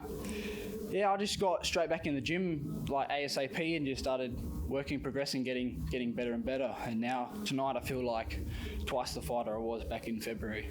Well, and you look at as well, you're working out 3 times a day. You're training like a professional athlete. You're this new breed of kids, if I will, coming through, trying to reach that top level. Do you ever think, man, I don't know if I can go to training today. I don't know if I can push through. Maybe I should go get a desk job. Nah, never. If I'm feeling a bit tired, I'll just go in and I'll work around it. I'll keep the session a bit more lighter if I'm a bit tired. But yeah, no way I'm going to be working behind a desk or under a car or anything like that. Fuck that. Now, you surprised everyone with the Pablo that grappling so well. No, I don't think anyone really saw you do it at that level, and everyone was very impressed. You then take out someone like Nico Flessis. It's really hard to sort of pick who you're going to fight next. Do you have any idea of anyone on Eternal that you want to take on? Oh no, anyone at lightweight. I don't really care. Anyone that gets put forward, I'll sign my name down. I'll be ready to go. Now, your family is incredibly supportive. You use most of your athleticism to jump out of the cage and into their arms. Tell us about their support. Oh yeah, they do everything for me. Obviously, I don't have a day job, so I'm still living with mum and dad. They're still taking care of me. Mum's still cooking me food, doing my laundry, and all that. So yeah, I'm real happy for them to be so supportive. I'm really lucky. Well, I'm going to finish it off with who do you want to thank, and you better start with your mum. Yes, definitely my mum and my dad. Obviously, there's number one. See Jasmine here. She does everything for me as well. Got my coaches, Ramel Luistro and Tom Nangpara, and then all the team at LCA and all my sponsors as well. Everyone. It's a real big help to have everyone on board. It's been an incredible honour to watch you from literally essentially your first fight in Eternal into what you're turning into, and I'm not just excited, I'm scared for what you're going to look like in the future. Thanks, mate. Thank you very much. Just an incredible performance there from Quillen Salkeld. That fight had a bit of everything, Kyle. There was everything from a double knockdown to some fantastic scrambling, some big strikes landed on both sides of the ledger. But at the end, it was Quillen Salkeld getting the victory with that beautiful mounted guillotine choke. Absolutely. I think Quillen's put every lightweight on notice now. I was really impressed with his composure throughout the fight, his skill level. He was just phenomenal from start to finish, So he's definitely one that I'm going to keep my eye on and one for the future. Yeah, really excited to see what's next for Quillen Dylan Salkild. I'm sure that the matchmakers at Eternal MMA will certainly have their work cut out for him because, you know, lightweight arguably the deepest division that we have at Eternal. So very excited to see what's next for that young man, like I said. The main event of Eternal 62 was a flyweight title fight, which saw the champion Stephen Astro Boy Ursic rematch the always dangerous Paul Logar. Now let's take a look at what happened when we locked the cage door behind these two for the second time in their professional careers. I think Paul's fighting style is very reckless. I think he's very explosive and he pushes forward really hard, but I think he's very open to be exploited in a lot of positions. I think Ursic doesn't have many weaknesses, but I think his mindset coming into this fight is going to let him down. Like, I think that sort of mindset, he's coming in, trying to prove something against me, is what's going to get him clipped and put away. I see the fight going a few rounds. He's going to come out really explosively. I'm going to do my thing on the outside, use my skill set to mix things up, and going into the third round, I say he's going to be pretty tired, and I'm going to take him out there. It doesn't matter where it goes, on the feet or on the ground. Either way, I'm a full mixed martial artist. Like I said in my last fight, I want this, I'm going to get this. Doesn't matter if it's on the ground or on the feet, I'm getting the finish. So in the last fight, I came out, we were both playing pretty technical, and he was quite a bit faster than I expected, throwing off my shots, which definitely took me by surprise. I slowly started adapting to the way I needed to enter, and then as I was sort of trying to feel him out, I landed a shot. The last one, he clipped me. It was a good shot, good on him, but I take nothing away from him. He done well, but I'm coming in different. This is a different Paul, so I hope he's ready. Paul is definitely a bigger threat this time than he was last time. We both had time to develop, and he's looked good in his last couple of fights. Definitely something I have to watch out for. My last two fights, I did show everything. I grappled, I struck. I won by KO, I won by dominant decision. And in this fight, it's going to be no difference. Whether it's on the feet or on the ground, I look forward to finishing him whichever way. So my strength's definitely wrestling. Is up there with anybody in Australia. Jiu-jitsu, I've shown time and time again that once it gets to the ground, a lot of people don't get up. My biggest strength in the fight game is probably my will and determination and heart. And when it comes down to those, especially championship rounds, I think that's going to shine bright. Yeah, this fight means everything to me. I really want to show that I'm the best fighter coming out of Australia, and on fight night, I think everybody will see that. My message to Ursic would be come in ready, because I'm coming in to hurt ya. You are going to get that belt taken off you. Brett Benetti here at commentary with former UFC fighter Kyle Noak, and we are finally here. This is the main event of Eternal 62. It is Steve Astro Boy Ursic, the champion, the flyweight champion, defending his title against Paul Logar. It is a rematch, which we look at the tail of the tape. Paul Logar is 31, Stephen Ursic 26. You can see that Stephen Ursic will have the slight height advantage, but the reach advantage by just 1 centimetre goes to Paul Logar. So, which is very interesting indeed. But again, this is the fight that we've been looking forward to, and especially Paul Logar been asking for a very long time.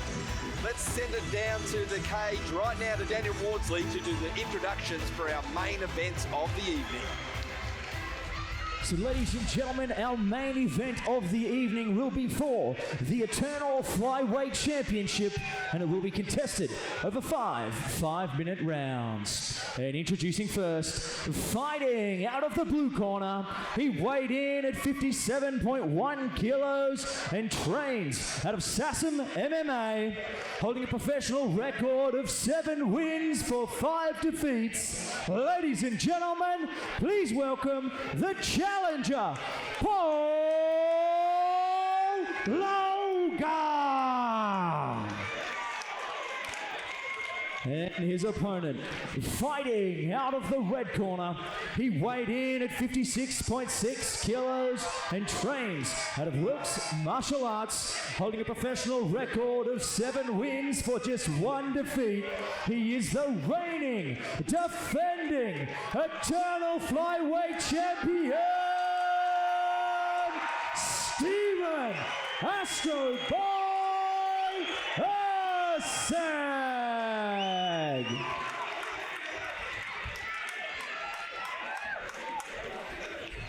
guys, make sure you defend yourselves at all times. Make sure you listen to my instructions at all times. If you have any questions, touch gloves you want, fight clean, fight hard. And when the action begins, your referee in charge, Matt Wynn. Thank you, Daniel. And our main event of the evening is proudly brought to you by CMBT Nutrition. Fuel your passion. Brett Bonetti here with Kyle Noak. We are here, the main event, and we are underway. Yeah, great opening from Logan there. He looks for that low leg kick. He's going to want to avoid that left hook he got caught with back in 2019. Ooh. Beautiful exchange there by Paul. He's hungry for this one. It's what he wanted, and he's finally here for it. He's been asking for it for a while, and this is his chance. Haven't he wants we that heard goal. about it? Yeah. Well, the silver internal belt. Exactly. Doing a great job now defending the takedowns. I think in Ursic's best interest to get this to the ground. I know he's won by a knockout in the last time these guys met, but I just think he's much better on the ground. And if he can get it on the ground, make it an easier night for himself. Scheduled 5 5-minute rounds. The Eternal Flyweight Championship. Ursic controlling Logan against the cage in the early stages. Logan turning it around now. Little level change there from Logan. Logan may be looking for a takedown himself there. Ursic doing a great reversal there. These guys are swapping back and forth control. Neither of them in a rush right now, just feeling each other out, still in the grapple. See a body lock takedown there by Logan. He's going to look to drop low and take him down. Again, what's the difference between this fight and 2019 is both guys have improved. Both. Yeah, both guys went back and both worked on their games. Ursic's just been on an absolute tear.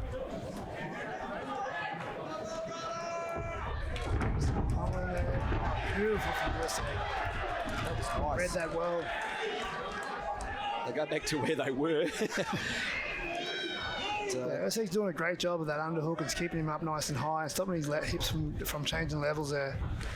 Nice knee there by Ursic. Oh, middle. I think that hurt him a little bit. I think it did. It did. You can see him sucking a bit of him now. Yeah, that was a beautiful knee by Ursic. This is where Paul Logan wants to keep the fight, I think. Yeah, he believes in his cardio, but he's got to understand that Ursic's got great cardio as well. Absolutely. Ursic's going to grind him out. Oh, nice there. Oh, he's got the leg. He's got the neck. You can see if he can finish his he's in the got mount position. He's breathing hard. He's breathing hard. Is he going to go to sleep? He's dead. Ursic has just submitted Paul Logan in the main event of Eternal 62. The mounted guillotine. Paul Logan hung on for as long as he could, but he had nowhere to go. He couldn't get out of it. You can see Paul Logan there. He was really struggling with that guillotine then. He was almost on the verge of going out. He held on as long as he could. But Ursic, Stephen, the Astro boy Ursic, just too good, too strong. He has his number. Simple as that. He has his number. There's a reason why he is the best flyweight in the country right now. And that is why he is. We start talking about the future. He's on UFC Fight Pass with another magnificent performance, coming off probably one of the best fights we've ever seen against Cody Haddon at Eternal 60. Upperweight division too. Upperweight division, great point. And he comes in and defends his belt against a guy who was hunting for this rematch and gets it done in the first round. Again, that's 2. First one by knockout, second one by submission in the very first round. Paul Logan is a great athlete, a great competitor, but he's just got his number, simple as that. And Ursic is that good. Astro boy. Astro boy just on another level altogether. Like I said, he is ready for the UFC now. Dana White, if you're watching, sign this guy, bring him over, get him on the Dana White Contender Show. He needs an opportunity to prove that he's one of the best, not only fighters in Australia, but also the world. Nick Maynard, Sean Shelby, you're watching as well because, again, you saw what Jack Della did on Dana White's Contender Series. You were there for it. This kid wants to follow in the same footsteps because he is that good. And another Eternal MMA product. How good is Eternal MMA? Eternal just turning out the champions these days. Look at the replay. Here it is. That was a nice punch to start there by Logan. Started off well. Though. Ursic just ate it, didn't bother him at all. I thought that Logan tried to take Ursic down, but that was the knee that we were talking about. Beautifully placed. There's a little clip behind the ear. That and Ursic wrapped was up. able to Look at wrap that. neck up. Wrapped it up. And once he had it, he was not letting go of Look that at the neck. movement here, how fast he goes to mount. And credit to Paul Logar. It's the main event. He wanted this, and he was just trying to do like what Alexander Volkanovski did, just trying to shake it out, and basically he couldn't. It was just too tight. It goes to show the skill level of Ursic there, because he has an army and guillotine, which is much harder to finish, and he's still able to hold that choke and finish Paul Logar there. Brian Ortega will be watching that going, how the hell did Alexander Volkanovski get out of that? Because that was tight. That's what that reminded me of then. But again, they're having a chat, full respect. Paul Logar understands. He'll go back. He'll be back. But again, and he's got a good future as well, mind you. I'll still like him. I think that he trains hard. He's got great cardio. We've seen that in his fights before. In the lead up, he worked his way to get in this position. Just didn't go his way well tonight against a guy that is basically in his prime. Absolutely, Logar, I know he's contemplating retirement last time, but he won't. Hopefully not this time. Yeah. Let's send it down to Daniel Maudsley, who's done a great job tonight, and let's put this one in the books, our main event. So, ladies and gentlemen, our referee has called a stop to this contest at 2 minutes and 31 seconds of round number 1, declaring your winner by submission due to a guillotine choke, and still the eternal flyweight champion, Stephen Astro by Ursic. Congratulations, taking a photo there with Georgia and Holly. He doesn't mind. Few tonight were pretty shy, or I've got a girlfriend in the crowd, I'll be jealous.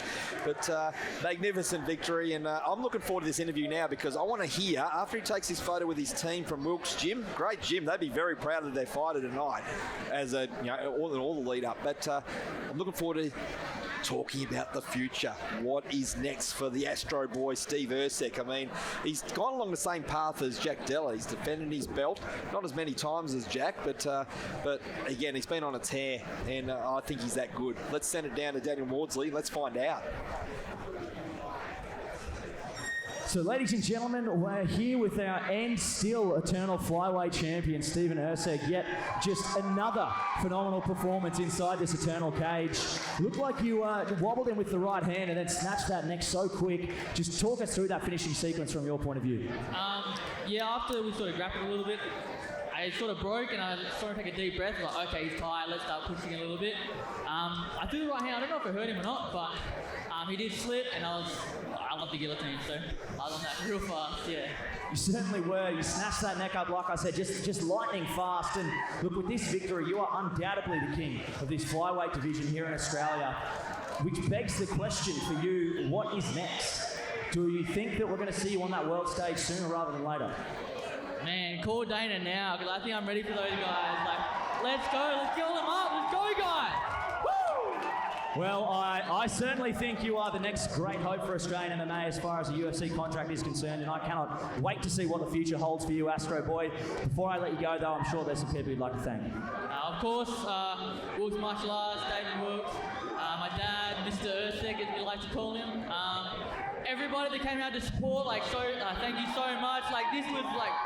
This crowd was roaring when I walked in. It was awesome to hear.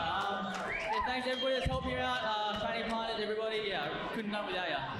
Well, congratulations on yet another fantastic performance. Ladies and gentlemen, the winner and still flyweight champion, Stephen Astro Boy Ursic.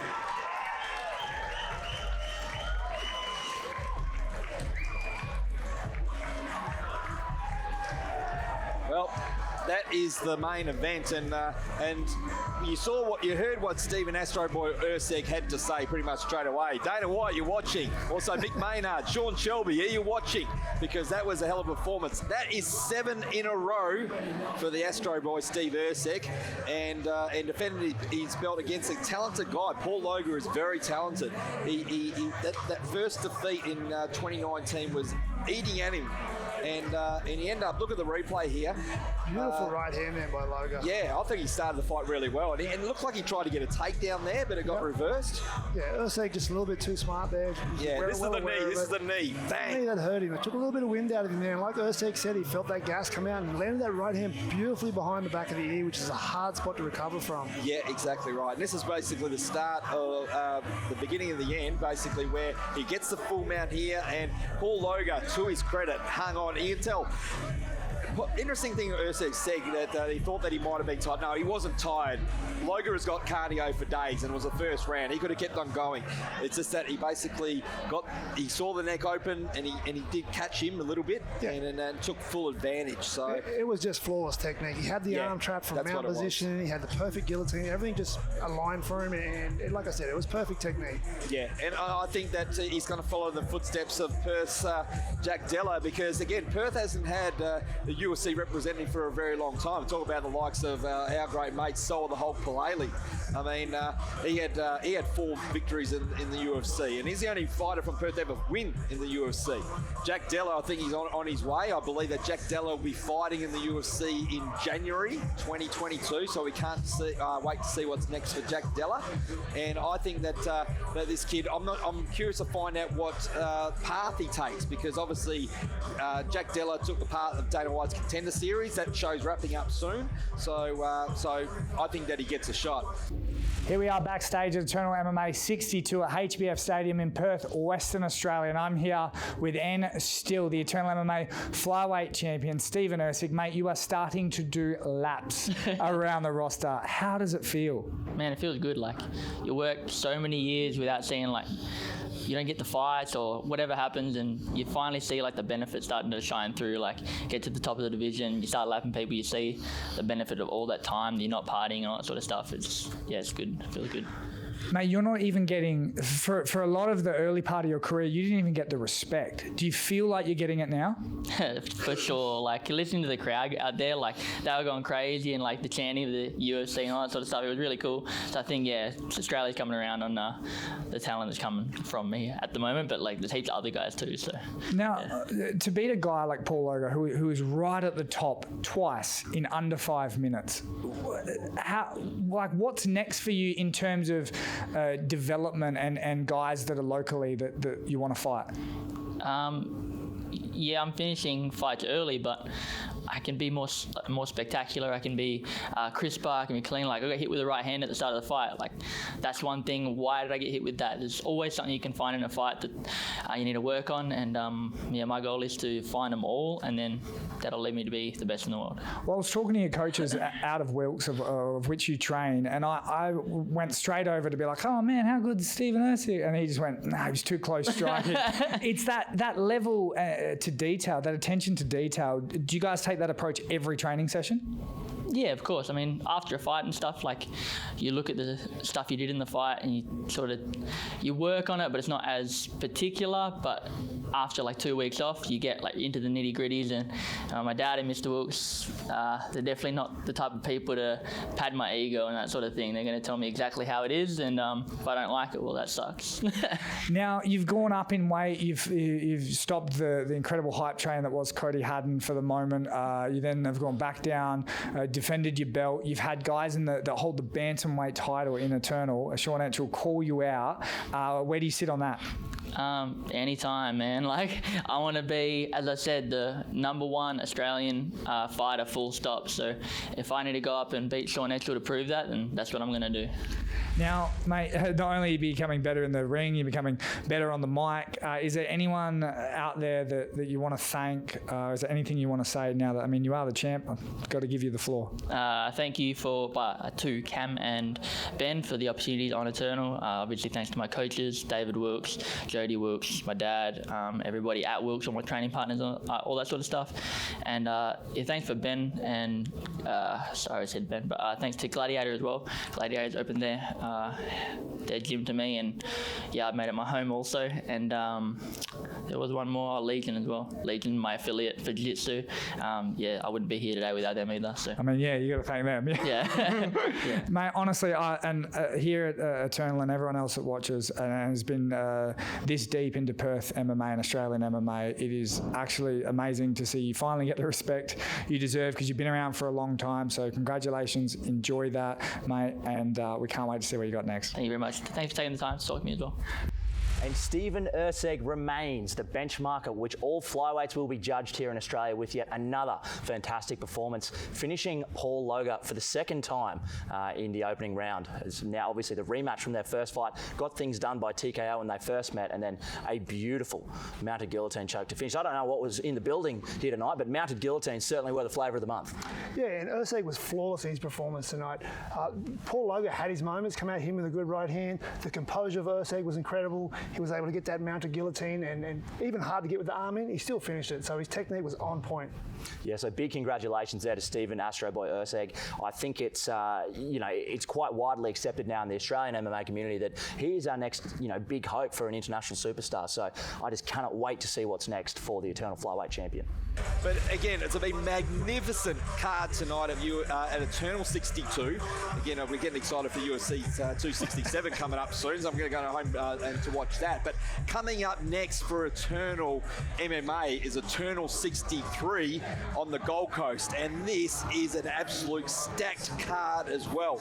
We've got basically Jack Becker taking on Brenton Mumford for the Eternal Lightweight Championship. Jack Becker defending his belt. And something you told me that was very interesting as well, Kyle, that we spoke about, that Jack Becker stepped in for Brenton Mumford to fight Daniel Hill for the title. So he's now fighting the guy that he stepped in for to defend his belt. That's the lightweight belt. So that's going to be a magnificent matchup on that card as well. Yeah, that fight's going to be fight of the night. I can near guarantee it. Both these guys come to fight. Mumford's last fight against Dimps was a barn burner, and he's going to be looking to go out there and really prove that he deserves that title. And Jack Becker's just freshly crowned champion. He doesn't want to let it go too soon. He's got a taste for it now, and I bet he wants to hold on to it for as long as he can. Well, that's a big call for fight of the night because again, this card is stacked. So make sure you mark Saturday, November 20 in your calendar because again, that is going to be a magnificent card. The co-main event as well, Sean Etchell taking on Diego Pereira. I mean, that is going to be one hell of a co-main event at Eternal 63 as well. Yeah, Diego actually calling out Sean Etchell at the show. It made for great atmosphere, and he got what he wanted. He called him out. They gave him the shot, and now it's up to Diego to go out there and claim that title. Hey, Sean Etchell's also calling out Stephen Ursic, so they're all calling each other out. So it's been magnificent. So, but again, Eternal 62 is in the books. Have the big congratulations to our promoters Cam O'Neill and Ben Vickers. Magnificent card, magnificent matchups. Also, big thanks to Daniel Maudsley. Great job announcing the fights and the post-fight interviews as well. Also, big thank you to Mitchell Tinley, post-fight interviews as well. And provided we had a lot of chats with him in the fighter meetings, had a lot of information, knows a lot of these fighters as well. So he always does a great job for us. So big thanks to Mitchell Tinley, but also again the fans. Without you, I mean, it's been a packed house here at the beautiful HBF Stadium in Perth, WA, and yeah, we've had a magnificent night, haven't we? It's been a phenomenal night. I'm just very blessed I'm actually able to sit here and call the fights with you, and we got the best seat in the house, and what a fight night, what a show it was. Absolutely. So again, from the beautiful HBF Stadium in Perth, WA, Perth, Western Australia, my name's Brett Benetti. It's been a pleasure having your company wherever you are watching around the world on UFC Fight Pass, and of course on behalf of the great UFC former UFC fighter Kyle Noak, we'd like to wish you all the best, and we'll see you next time at the fights. This is Eternal MMA.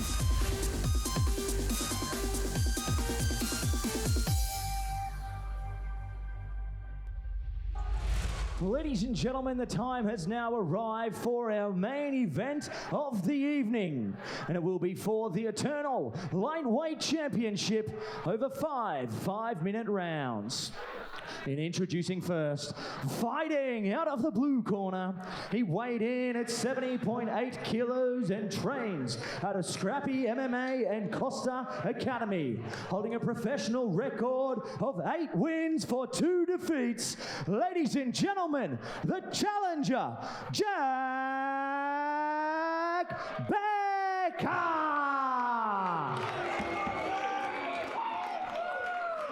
And his opponent fighting out of the red corner. He weighed in at 70.2 kilos and trains out of Integrated MMA, holding a professional record of 5 wins for 0 defeats. He is the reigning, defending, eternal lightweight champion, Dan Hill.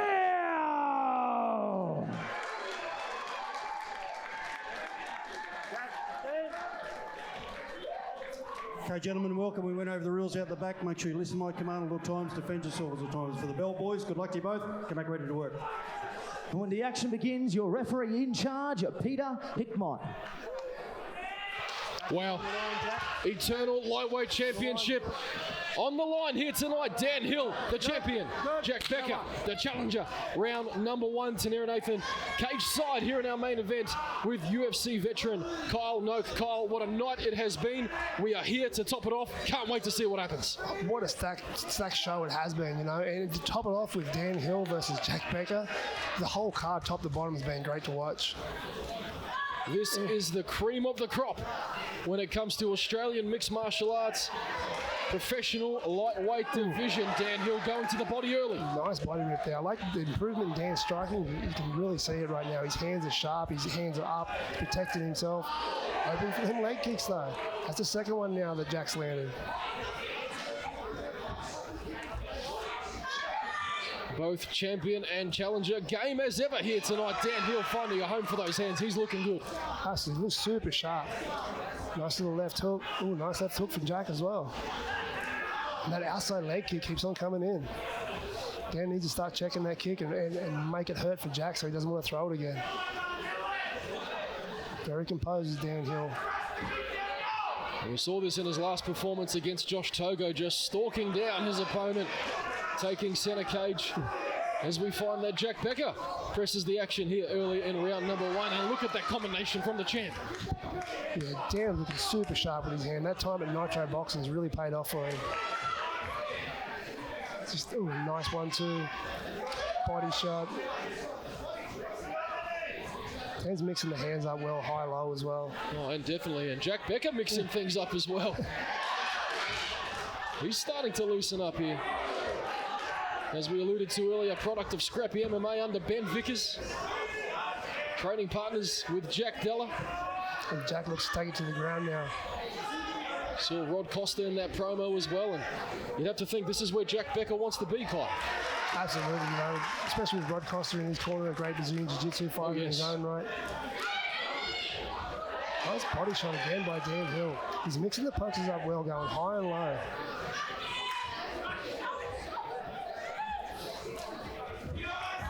Jack looking for that takedown again. Dan able to get that wisdom, bring his head up. Great defense there by Dan Hill. The champ having none of it at the moment. Nonetheless, Jack Becker continues to pressure. Good head position again by Jack. Jack looking to throw those knees in the clinch now. He needs to throw those knees, especially those heavy kicks he landed early. If he can hit that same spot again and take away Dan's ability to stand on his legs, he's going to have a lot more success later on in the rounds.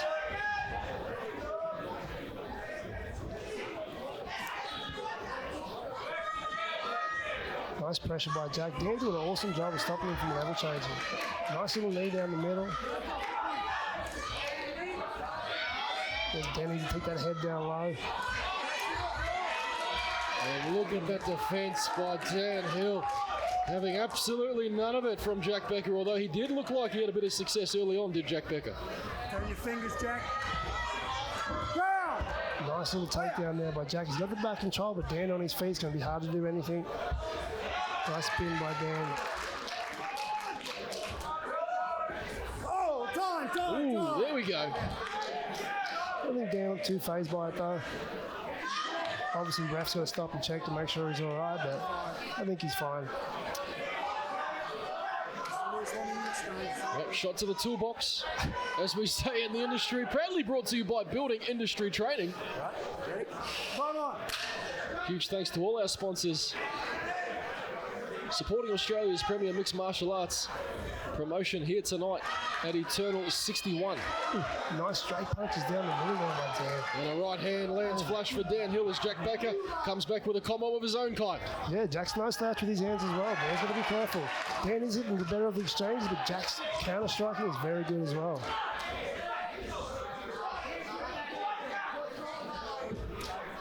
And maybe that long hair of Jack's too makes the punches look a little bit worse for him.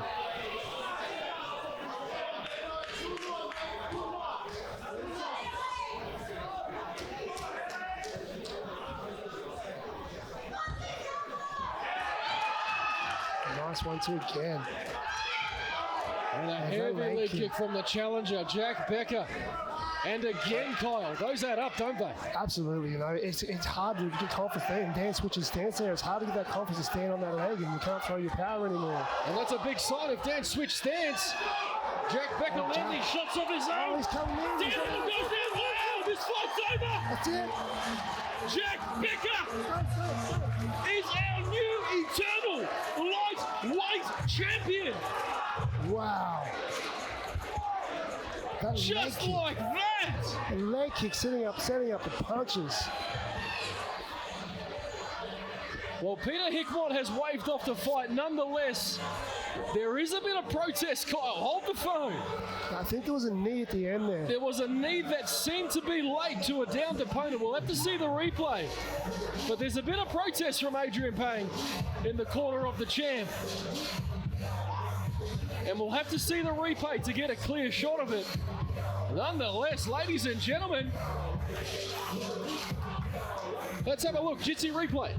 Nice right hook, right hand again, right uppercut, and there's the knee. Definitely a ground opponent. Wow. What was Peter stepping in before the knee come? That's crystal clear. That's crystal clear, but the question is, was the fight stopped before the knee? And there it is. Wow. That knee, definitely a legal knee.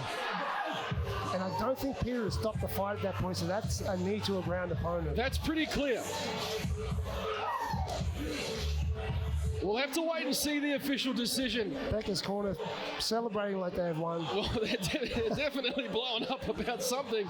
Might it have to do with the fact that Jack Becker's the new eternal lightweight champion? But we'll have to wait for the official decision.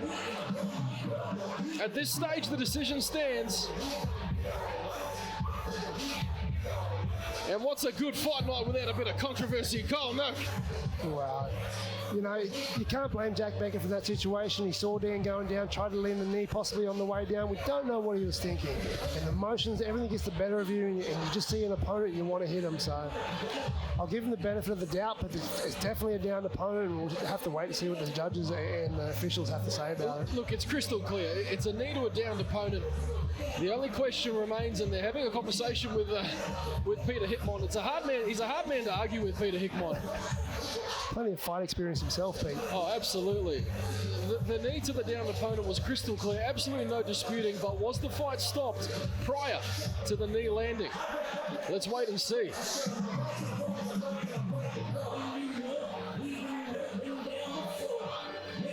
Man, I tell you what, the champ was looking good before then. He was looking great. He was looking awesome until he caught the leg kicks got the better of him there and made him switch stance, you know. Like we were saying before the illegal knee happened, when you attack that leg and take someone down from the legs, it's like chopping a tree down from low, you know. It takes away their ability to plant on that foot and really unload with their punches. So essentially you take away their power and their ability to move, which makes them a standing opponent. Then you can really tee off on them, which is what we saw Jack do. Oh, indeed. He just went in for the kill. Let's wait and see what happens. Well, for the final time tonight, ladies and gentlemen, our main event did nothing short but deliver. And to make it official, for the last time this evening, here's Daniel Maudsley. So, ladies and gentlemen, our referee has called a stop to this contest at 4 minutes and 42 seconds of round number 1. Declaring your winner by TKO and the new eternal lightweight champion, Jack Becker.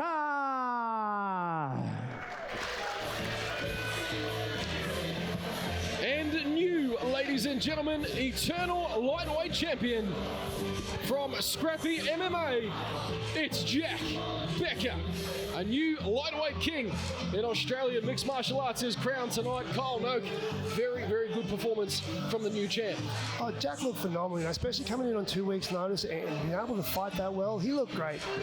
I'm in the mindset I want to see a rematch. I want to see Dan get a fair go at it again. Like, Dan was going out at that point, and the knee was probably unnecessary, but we never know. Dan could have bounced straight back up, so I'd like to see a rematch between these guys. I'd like to see Dan get in there and see if he can really actually beat him. I couldn't agree with you more, Kyle Noak. The former champ, Dan Hill, full credit to him. He looked fantastic in the early moments of round number 1. Full credit to him and the team at Integrated MMA. Adrian Pang, his head coach. Nonetheless, the moment belongs to the new champ, Jack Becker. And boy, isn't he happy celebrating with his team from Scrappy MMA. Shout out to his head coach, Ben Vickers. Here is the new champ with Dan Maudsley. So, ladies and gentlemen, I'm here with our new. And look, Jack, before we get into the fight, I think a few people in the audience were perhaps a little confused what happened before you entered the cage. Could you give us a little update there? I may or may not have forgot my box. Well, you managed to run out back and get it pretty quick, so congratulations there. But I think obviously the bigger congratulations comes with your victory here today. And what really sort of set in motion the finishing sequence was those leg kicks. It looked like Dan's knee was severely compromised by the time the finish came. Were the leg kicks a big part of the game plan? Not particularly. No, not particularly dominating like a leg kick game or anything like that. Honestly, for this matchup, it was just fight MMA, mix it up. I've been a little bit one-dimensional in the majority of my fights, and they knew that. And I think the strategy they had was box me up. And he had real good timing. He was landing his shots, but I was mixing it up and adding in the leg kicks and adding a little bit of cage work and some shots, which he was defending. So, but yeah, in the end, sort of accumulation, it worked out that way. Yeah, and of course the ending came with some beautiful boxing up against the fence. There was some question about a strike on the way down, but I think it was well and truly clear that the damage was done by that point. Dan seemed to have been separated from consciousness at the time when he was falling to the canvas. Irrespective as such, you are one of the nicest men that I know in this Australian mixed martial arts game, so I'll try and speak for you here when I say I'm sure there was no malice involved in anything that happened there at the ending sequence. Before I let you go though, Jack, you've got a very interesting sort of career trajectory now. Obviously, we know that you really took the MMA scene by storm a few years back, raced out to 7-0, and after a couple of speed bumps, now on a 2-fight winning streak. What do you attribute this career turnaround to? Hard work, honestly. Hard work and a strong friendship with some guys that got behind me. There's people that kind of come and go and they see you successful and then they drift away and then the real friends are the ones that stick by you and are there behind you and just say, I know you're not done, and that means heaps to me. And my movement to Scrappy and under Ben and Ben Vickers and working with the guys there, honestly, it means so much to me. I've improved a lot and I'm still improving and that's what I want to do. I want to stay active and I want to improve and enjoy this sport. When I was a little bit younger, I didn't take too much. I didn't quite get to enjoy what I was doing and enjoy the process, and that's a big change in what I'm doing now. And I enjoy every part of it. I enjoy the training. I enjoy everything up until fight day, and it makes a big difference. Well, I'm sure Ben's watching on proud from Las Vegas. And look, dude, is there any chance of us seeing you squeeze one more fight in before the end of the year?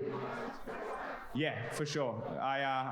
Ben said to me that we're going to squeeze out as much as we can, so I'm down for it, and I'm sure he is, and I'm pumped.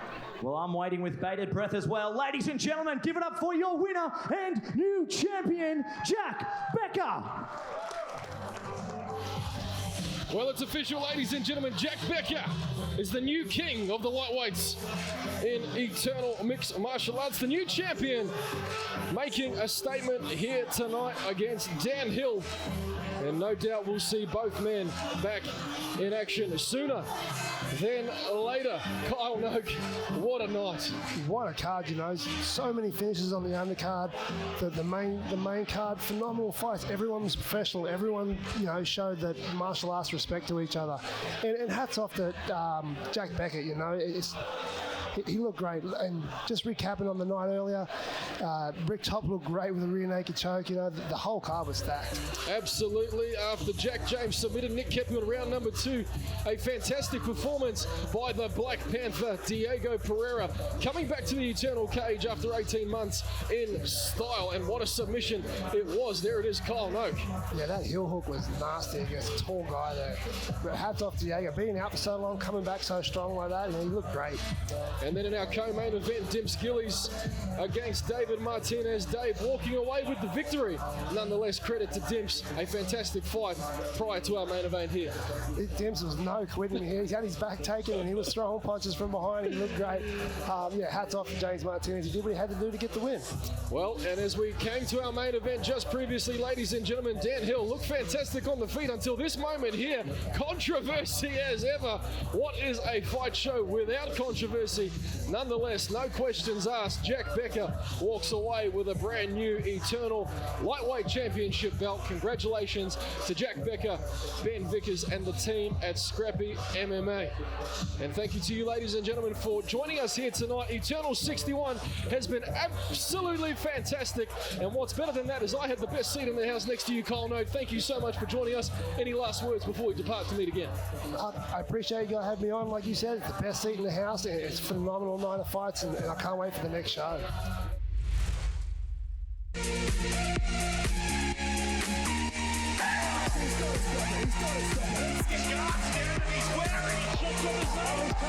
this fight is